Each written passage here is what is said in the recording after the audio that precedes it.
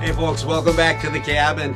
Lately I've been getting a lot of emails and comments left in videos, in some of my past videos and some of my present videos now, where people are a little bit confused about the channel, and they ask, oh, is this your primary residence? How can you live in a place that's so small? And they seem a little bit concerned about where I'm at.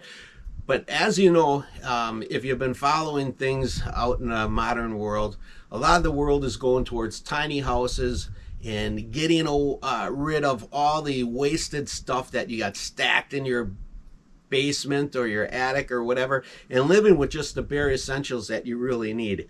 So when I developed this cabin, I wanted it to be a real rustic cabin that I'm out in the middle of nowhere, and I only want to have the bare essentials that I need to survive out here. I kind of use this as like a hunter's cabin. A lot of the stuff that we do here, when I come to this cabin, it's going to be my hunting, my fishing, trapping. We wanted it to be themed along that lines. It's a dry cabin. By that I mean I don't have running water here. I do have a sandpoint well that I put in, where if I need water I can go ahead and pump it at the sandpoint well. And then we also have an artesian well that's just down the road here off the back side of my property, where I can go pretty much year round and get fresh artesian water. So for me, water has never really been a concern. And I figured for the amount of time that I'm up here, it's easy enough for me to transport it. Let's keep this cabin basic and simple. I do have a bit of acreage here. I've considered in the near future putting up a second cabin, so that when we have family or visitors come to visit us here at the Carl's Off the Grid homestead, they'll have a place to be able to stay. And then also, part of the property's on a lake, and the goal is when I get closer to retirement, I'm going to start consolidating some of my assets that I have, and I'll probably build my larger retirement home there. But for right now, we wanted to figure out a way to kind of enjoy the beauty of the outdoors at a real low cost. So let's come on inside, and for all you new people, new viewers, and new subscribers, I'm going to go ahead and I'll show you what we're operating off of here at the cabin. And if you've been here a long time with me or from the beginning, I'm sorry, this is going to be kind of a review for you guys, but I think it's essential that with all the new viewers that we have, that I kind of go over things. And then I think what I'll do also is maybe I'll point out some of the things that I've done brand new this year, kind of use this as a year in review of some of the things that we did, some of the upgrades that we made. And I'm going to go ahead and put my boots on and my bibs, because some parts of the property still have deep snow, and right now I'm in flip-flops. So all right, come on inside. I'll show you what we got going on. So as we enter the cabin, even though this is like a hunter's or trapper's cabin, I still wanted to have some modern conveniences. I have a TV there in case if we have any bad weather that's coming in and we want to see what's going on. We're not totally cut off from the outside world. We don't have cable or anything like that here. Rather, I use my telephone as an internet hotspot, and I'm able to get my TV that way. The cabin is heated by a wood-burning stove, and we were able to purchase this wood-burning stove for pennies on the dollar. The handle that closes the door was missing, and therefore the seller, I think it was Tractor Supply, they sold it to us for less than half off. And it takes on an average close to 4 hours to fully heat up the cabin, minus the back bedroom, the master bedroom. The floors are a little bit cool, and that usually takes almost a full day to completely warm up. But what we did is we put a little bit of thought into this. I was unsure about using this style ceiling, but I am so grateful that I did a little bit of research. This corrugated steel, when you're inside the cabin, you know, are sitting down here, that reflects that radiant heat. And when you come in from outside and you're ice cold, it just helps warm your body through and through. It was probably one of the best investments I did. Aesthetically, it took me a little bit to get used to, but out of all practicality, it was probably one of the smartest things that I decided to go ahead and do. A lot of the things that we have here are geared towards tiny spaces. This right here is our kitchen table. Right now you can see it is just a small little unit, but with a little bit of effort it turns into a bigger table. So right now, I'm sorry, I just came up and I have my McDonald's out on the front there, but you can see the table expands just simply by lifting this up. And then there's a leg that comes out and holds the table up, and the other side expands too. If we were going to have a whole big group of people here, you know, I'd go ahead and I'd relocate this furniture. We have lightweight furniture, and the chairs for this we have stacked up in the corner there in the cabin. Because we have such a tiny space, we wanted to be able to utilize every square inch that we have to our best ability. And my wife was the one that actually found this table. We picked it up, I think, at IKEA, and the thing has been a heaven sent. It's real easy to set up, real easy to take down. This is one of my more favorite places to relax. These chairs are also an IKEA product. They were pretty darn expensive. I can't remember the exact price, but they were way out of our price range. And what we did is we toured the store. We looked at what was the most comfortable. These chairs don't look like much, but they're like, I think they call it ergonomically correct. They are, you just melt into them. They are the most relaxing chairs that we've ever had. And once my wife found out what the name was, we went ahead and did an internet search, and we found some people that were only about 20 miles away from our home that had these, but they were downsizing their house and they decided to get rid of some of the furniture. Lo and behold, they had these here, and we got them for, I think we paid $50 for the pair. They both came with a footrest. Right now we have one of the footrests are up in our other loft that we're not using for the kids to sleep in, and we're just using it as storage. But I love this place because my feet are warm. The wood burning stove is right there, and I get great sunlight coming in the morning. And then what we have here at the cabin is we have a log book where every time I come up to the cabin, whether we're hunting, fishing, or just enjoying time getting away, we go ahead and we write in there different family memories that we have and things that happened during the week. And it's been kind of a cool tradition to have. So as far as electricity, you know, how are we getting power to the cabin? You seen earlier, I have a TV hanging on the wall. We have lights everywhere. This is probably the best lit cabin I've ever been in. Years ago when I was a young man, I used to go and spend time in Canada, and we had an off-grid cabin that I would frequent, that we'd have to be dropped off on a float plane. And there, all of our lighting was done off of gas lights. Here, I thought, you know, the gas lighting wasn't the brightest. For some people it works, but for me, I wanted something a little bit better, so we went ahead and we used solar. And I'll show you the solar setup a little bit later on, as far as like the panels, where we keep the panels and everything. But we have, the house is broken up into a couple different electrical systems. I have regular plug-in outlets, if it gets in the camera here, you know, that works off of 110 volts or whatever. Our solar setup has a built-in inverter that changes DC power to AC power. And so I went ahead and I put in two different wiring setups. All my lighting I wanted to make really efficient, And so I went ahead and did all the wiring in DC, and it's all controlled off this access panel here. Every single one of these toggles, there's 5 of them here, but each toggle is a different set of lights. So the first one I have in the front loft, for when my oldest son comes, that's where he sleeps.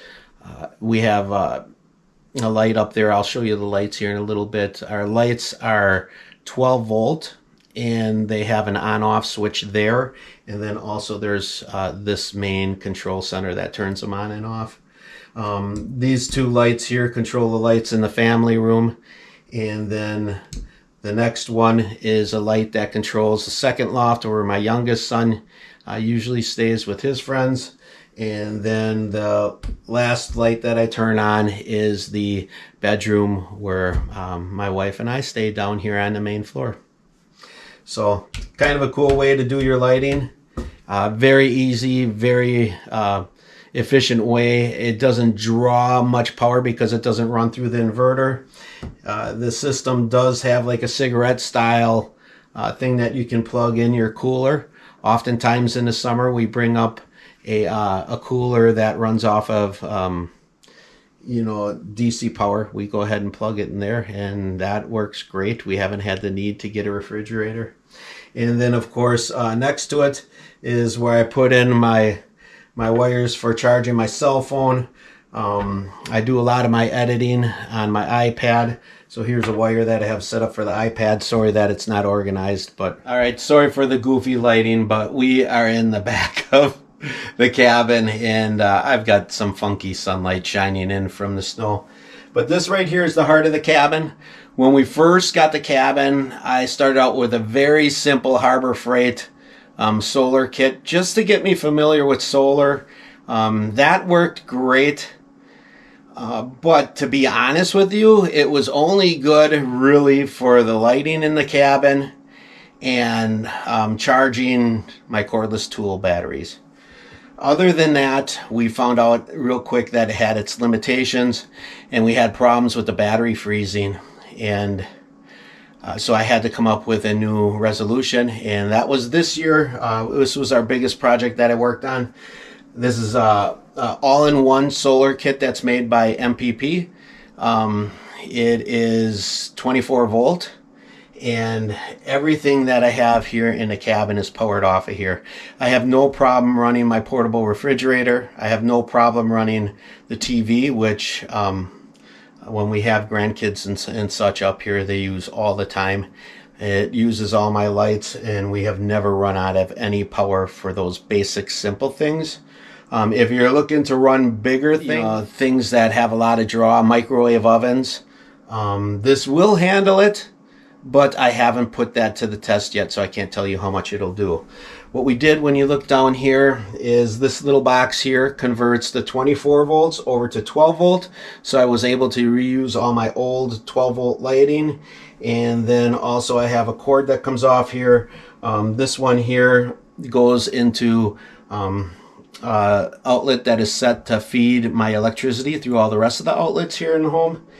And then the other cord that I have is this actually has a charger built into it that will charge up your battery if you are ever at the point where you're running out of power. With this cabin, I have figured out I can run 3 weeks without sunlight, and this solar will handle everything. But this last winter, I did run my battery bank dry one time. And it scared the heck out of me because once it shut down, I have a smart battery. I'll get into that next. It shuts everything off, and all of a sudden we had no power anywhere, not 12 volt or not anywhere, nothing.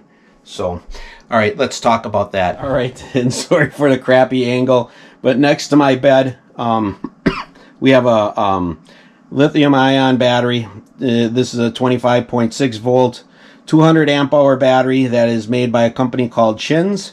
It's a smart battery. If your weather gets colder than I think it's 32 degrees, this battery will shut the whole system down so that you won't damage it. With lithium ion batteries, they do have to be heated, and they have to be in a spot where It's warmer than at 32 degrees. I thought when I purchased this battery that I was getting one that had built-in heating pads, and I didn't. And at first I was upset about that, but ultimately I don't think I had too much to be upset about. The reason I was upset when I got this battery and I found out it didn't have heating pads in it is because, being new to solar, I thought, oh, this is great. I can go ahead and leave this here every day of the year and not worry about it freezing, even when I'm not heating up the cabin. It has the capability to heat itself up, but that isn't always good. And I'll tell you why. Those pads constantly draw power from the battery.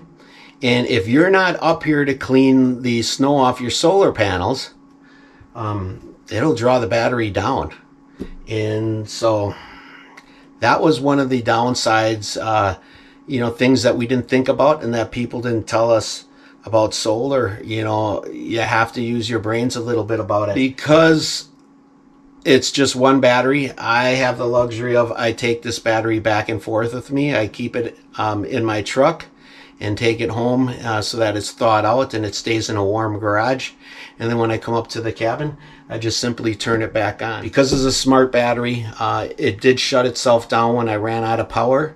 I needed to get a special charger to be able to restore this. If you hook it up to a regular 24-volt charger, it won't take the charge. It needs a special charger that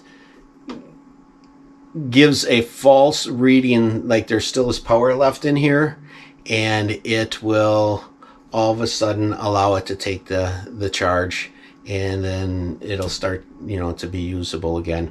I'll try to leave a link to that charger in my video description.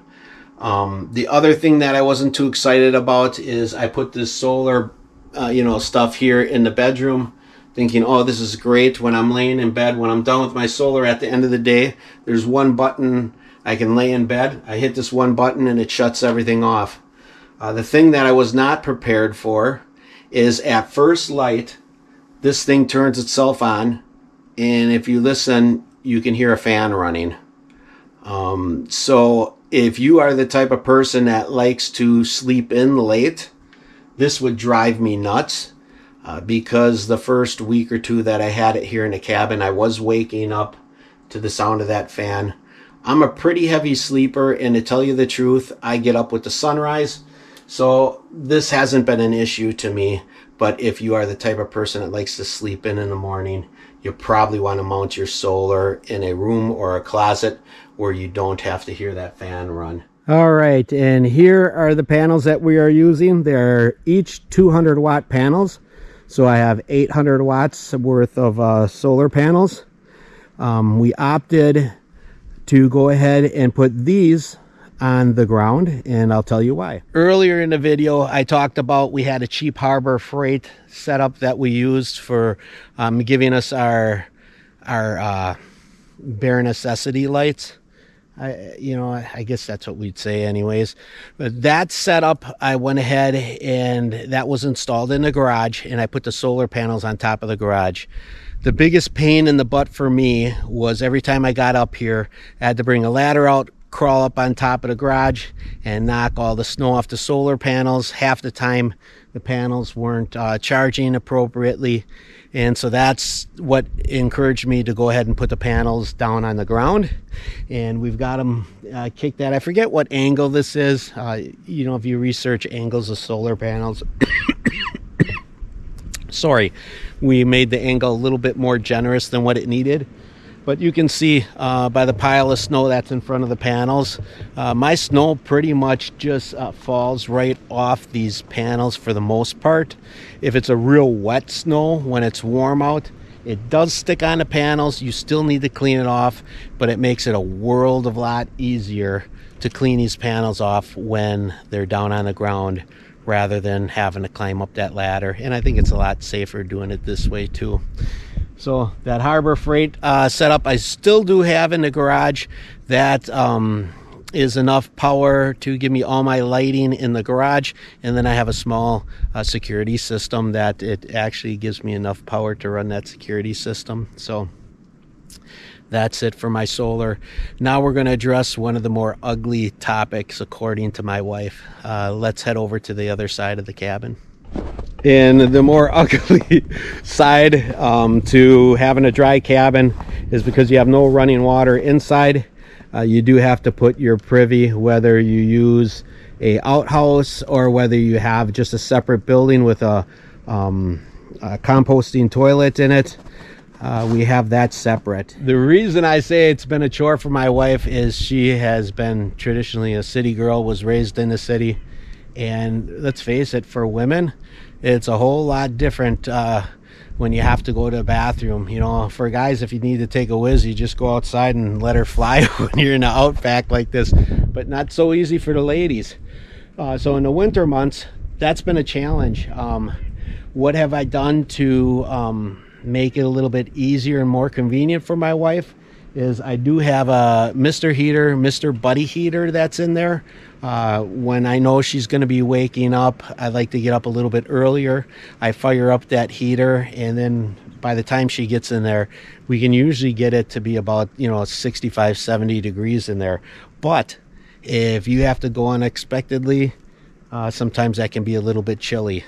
Hence, that's where the bathhouse for next year is coming in. Where earlier in the video I talked about the bathhouse. We're debating whether or not we want to put a bathhouse connected to the back of the cabin. Maybe we'll pound out the back wall and attach it, or we may utilize the back door of the cabin as an entranceway to the bathhouse. We put in our new meat pole this year for hanging. We have white-tailed deer here in Wisconsin. It's a very proud tradition of many Wisconsin people is the whitetail hunt, and that's the meat that we live off of. Here's another small thing that's been a real blessing in our life. I have that mini solar panel that collects energy for this LED light with that motion sensor on it. That's another thing I'd say is just about a necessity for anybody who has a cabin in the Northwoods, whether it is off-grid like us, or if you have regular conventional power. That thing cost me, I think it was like $25-30 or something like that, and it's pretty cool. Even though it gets really frigid cold up here, that thing has never failed me. When I first pull up in the driveway, all the lights go on, and it makes it easy for unloading our suitcases and getting everything into the cabin. And it's just been a real heaven sent, and it's actually helped us out with our bear problem in the spring. We used to get bears that would come and walk up on the rails of our porch here and leave greasy footprints everywhere. They would rub their oily backs up on the top pieces of wood there, scratching it, and that oil was ugly. It would stain everything and cause all sorts of problems. They were tearing off our screens. And now that we have that motion sensor light, that has deterred the bears. As soon as that light goes on, they associate that with humans, and the bear activity here has been kept to a minimal. And for a $25 or $30 investment, it's saved us a ton of money in damages from the animals. Then for cooking, we simply have this little, I think it's a Camp Chef oven. It's got a stove that comes on the top. We have 2 burners there, so we can go ahead and heat up our food and utilize that. If it's not during the winter, like summer months, I'll go ahead and I'll use the stove. In the winter, I like cooking off the wood burning stove. My son Nick is a pizza connoisseur. He has to have his pizza, so it does have an oven where we are perfectly capable of cooking any pizzas or anything like that we have. And then you can see in the back, that's my plug-in cooler that works off of my solar. But right now we're not using it because it's winter time, and it's easier just to keep a cooler out on the porch to cool down the food. And if it seems to get to be a little bit too cold, we just bring it in to warm up so everything doesn't freeze. Besides that, that's pretty much everything that we have here. I do have two little buildings that I have up on stilts that we use for deer hunting. Those buildings also double as a place to stay if the cabin ever goes up in flames. I'd highly encourage, if you decide to go off grid, have a safe place like that. Those little buildings do have a combination lock on them so that people can't get inside them. I do have an extra wood burning stove up in one of the buildings. I do have a dried wood supply up there. So if anything were to happen here and we needed to get away, we could hike across the property and we have a place to stay that'll be warm and dry. And then also I have extra keys. That's something too that you're going to want to think about. A couple weeks ago, I didn't really tell people the real story behind it. We had problems with ice dam up on the roof, and I ran outside the cabin in my underwear. I grabbed that ladder that you could see earlier in my video that's next to the solar, put it up against the side of the cabin, scraped the ice off, ran around to get back into the cabin. Son of a gun, the door was locked. You know, what do I do? Where do I go? So if I had that key at a more convenient spot, an extra spare key at a convenient spot, I could just go ahead and grab that key, and I wouldn't have to run across the whole property. So that's an improvement that I've done. I put a lock box in a hidden location here at the cabin, and I do now have an extra key there. To kind of finish that story, to tell you how ridiculous it was, not only am I outside, locked out of the cabin in my underwear, in the freezing cold, I'm like, oh, what am I going to do? How do I get back in the cabin? Luckily, I remembered I had one of the windows cracked open because the wood burning stove was burning really hot that night. And so I ran around the yard to go jump through that window. On my way to get to the window, I stubbed my foot on a buried rock that was underneath the snow, and I actually broke one of my toes, and it was just comical. I thought, this is the stuff that I should put on YouTube, but obviously you're supposed to be somewhat professional and sound like you're actually knowledgeable about this stuff. So for that reason, I didn't put it in the video, but I think in the future I'm going to include stuff like that. I think people would enjoy seeing the reality of what it's really like here. But thank you guys so much for joining me in this journey. I appreciate everybody that's subscribing. If you haven't subscribed yet, do it. You hear YouTubers say that all the time. It does help bring exposure to the channel. We don't get much money to do these videos. YouTube actually costs me money because I'm not I don't have enough views to where I'm really making enough money to compensate for all the gas coming back up and forth, back and forth to the cabin, all the different materials that I get. If you do want to help out with that, you can do that. Right now, I don't have too much set up for donations, but down where you can give us a thumbs up or a thumbs down, if you scroll over, there's a super like button, and you can contribute to the channel that way.